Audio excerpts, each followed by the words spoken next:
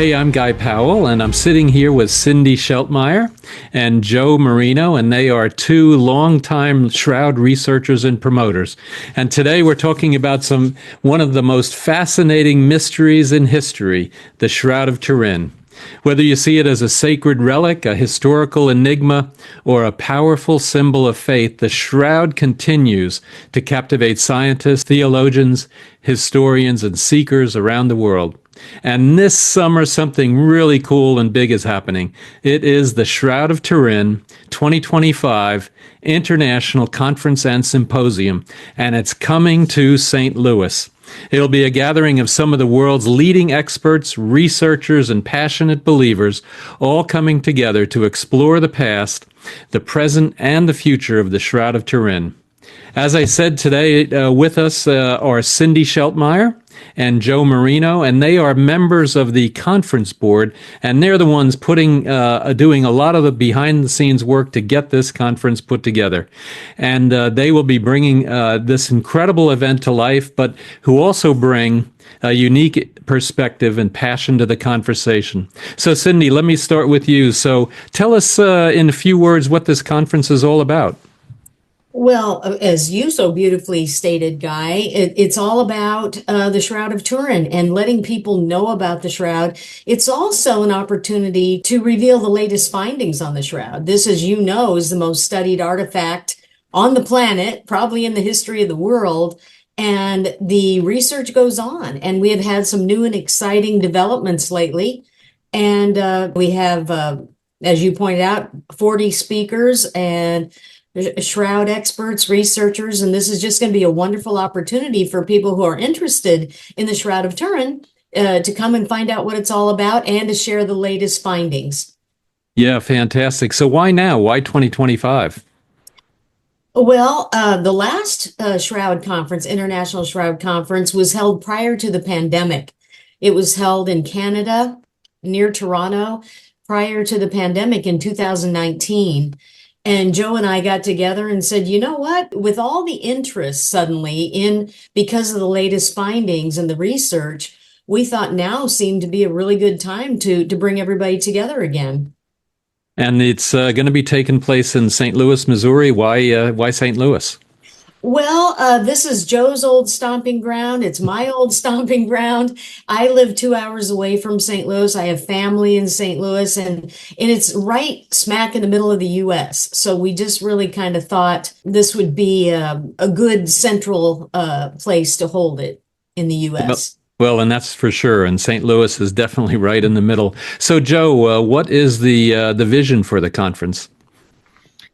Well, as Cindy said, we haven't had one in North America since 2019. It's always nice to rub elbows and shoulders with fellow Shroudies instead of just talking to them on Zoom, as nice as that is. But, we're going to have just some new blood coming in, new talks. We have some of the old guard. A lot of the old guard has unfortunately been passing on, but there's still some of us left. And so we're going to be giving some talks that some people might be vaguely familiar with, or at least the subject matter. But we have a lot of new blood.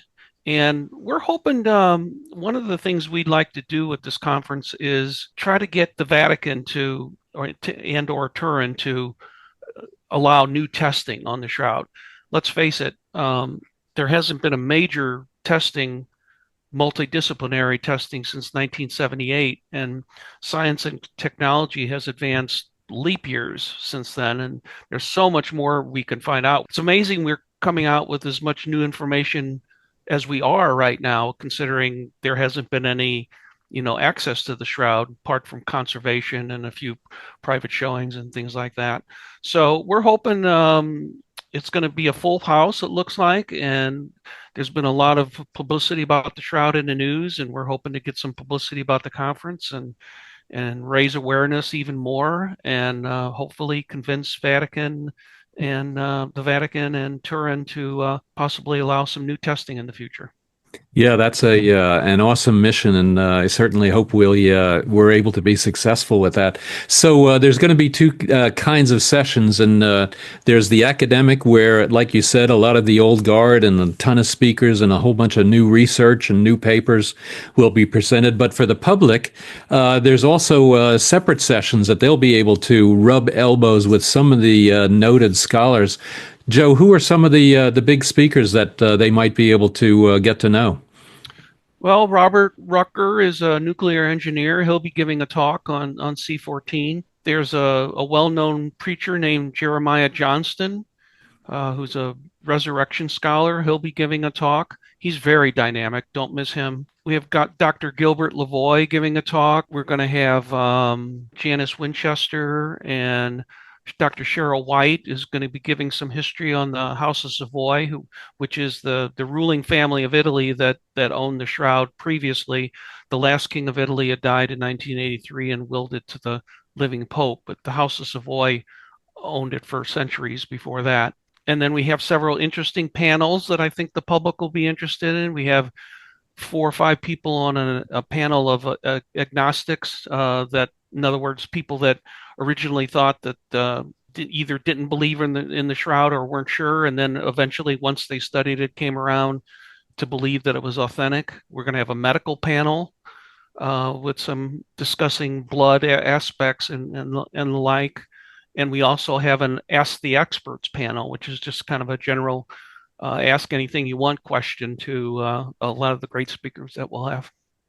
Yeah, fantastic. So, Cindy, what do you think? One of the big questions with the shroud is, first of all, is it authentic? And then, secondly, how does science play a role in trying to understand more about the shroud and potentially working towards, proving that it is authentic, or maybe not proving it, but certainly, getting to the next level on understanding how important it is to understanding Christianity and part of people's faith? Well, the amazing thing about the shroud is that it has baffled scientists for at least a century. It is the most studied artifact, as we mentioned before, and yet the scientists are still not sure exactly what produced the image on the shroud. But now, as Joe was saying, our testing mechanisms and have grown. I mean, we now would have non-destructive means of testing the shroud. Before, I think the Vatican was concerned that we were going to harm the shroud or destroy it in some way. But no, we have a lot of new techniques that would be non-destructive. So, I think that they just came out with a technique in the last 2 years called wide angle X-ray scattering that did date the cloth back 2,000 years. And that was done completely without just any destruction to the cloth. So, I think we're seeing right now a resurgence, or a surge, if you will, of interest in the shroud, simply because, people are excited with the new technology, even just AI. You've seen all the AI testing that's going on right now, and all the different images that have come forth. The shroud has holographic, X-ray, 3D qualities on top of being a photographic negative, and this has just never been seen before on planet Earth. So it's quite the enigma. Yeah, definitely. And if you're a member of the public, or, as a Christian, or even maybe a non-Christian, learning more about this scientific enigma, or what I call the world's greatest mystery, will definitely be something of great value. So, Joe, what inspires you personally about the shroud, and then, of course, about this conference? Mm.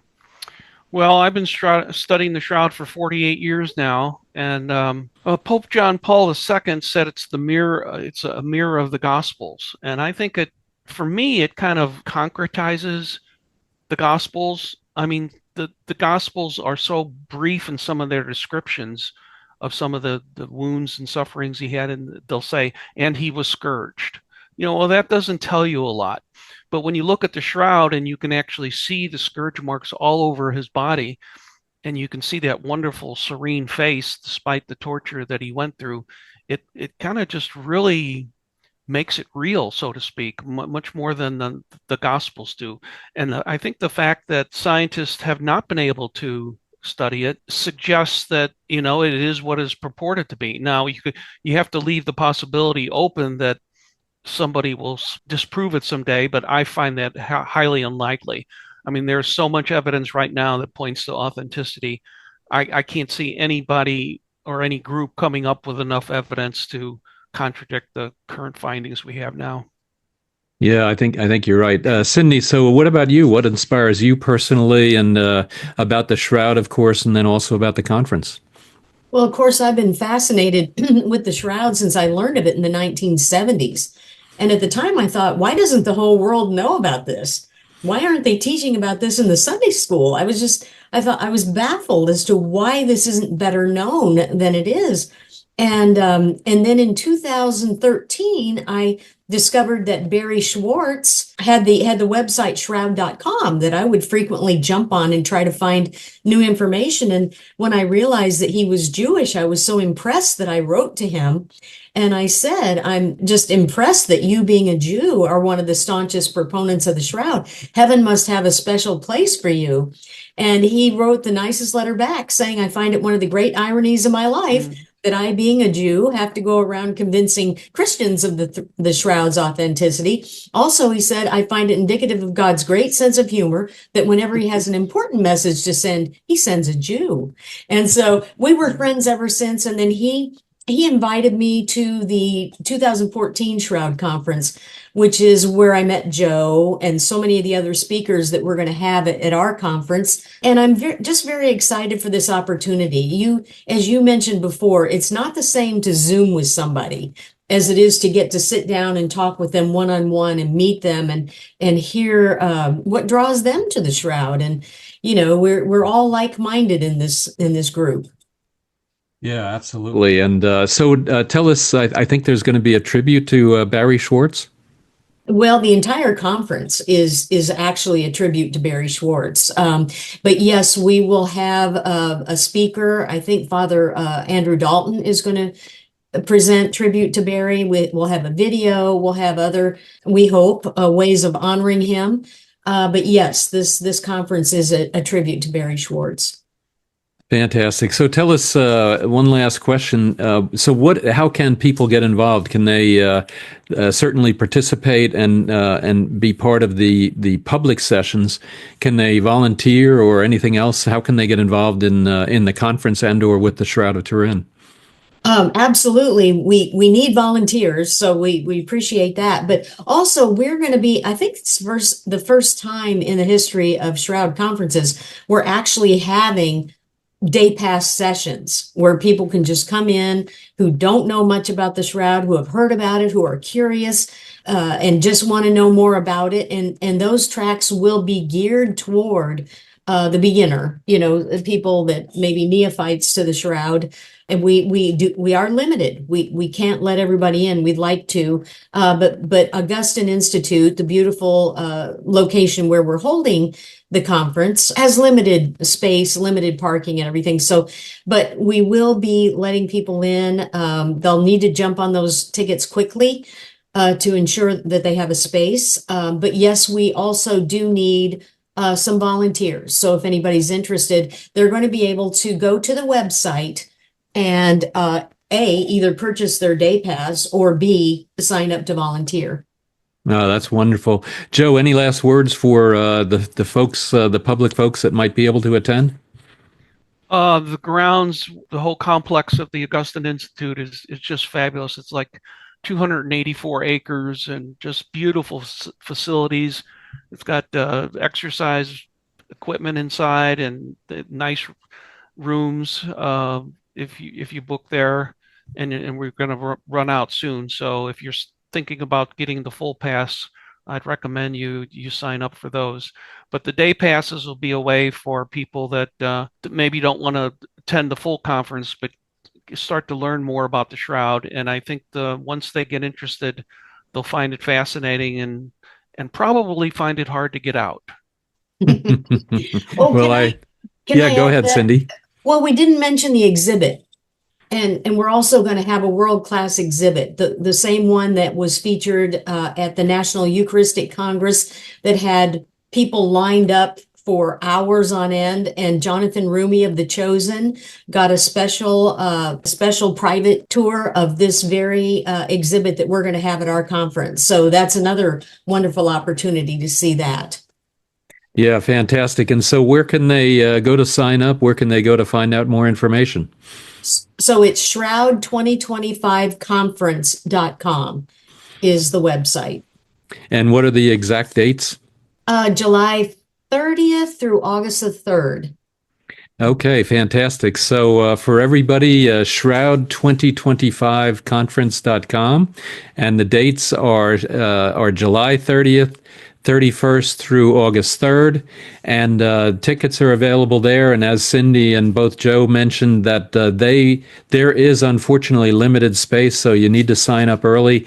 And I think, Joe, you're so right. Everything I've seen and heard about the Augustine Institute is spectacular. So with that, fantastic. Looking forward to it. And please go to shroud2025.com. Thank you. Conference.com. Conference.com. Thank you.